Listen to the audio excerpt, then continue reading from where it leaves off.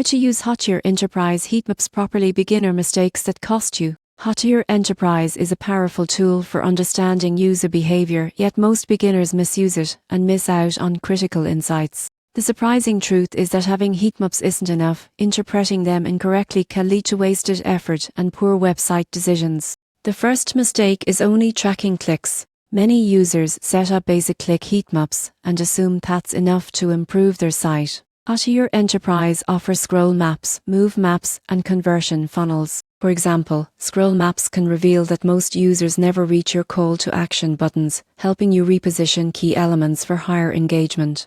Another common error is ignoring session recordings. Watching user sessions in real time or as replays shows exactly how visitors interact with your pages. Beginners often skip this, relying only on aggregate data.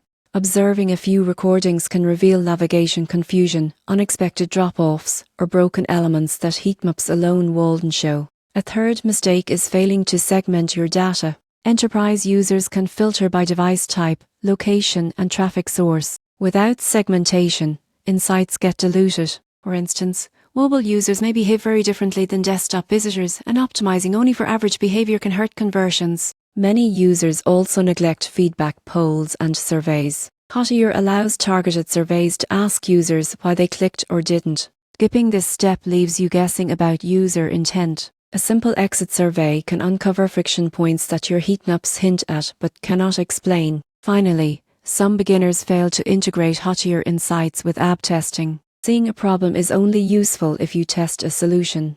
For example, if scroll maps show users missing your pricing table, an ad test with reposition content can confirm what actually works. To use Hotjar Enterprise properly, track multiple types of heatmaps, watch session recordings, segment your data, collect user feedback, and combine insights with AB testing. Avoiding these mistakes ensures your website changes are informed, effective, and lead to measurable improvements in engagement and conversions.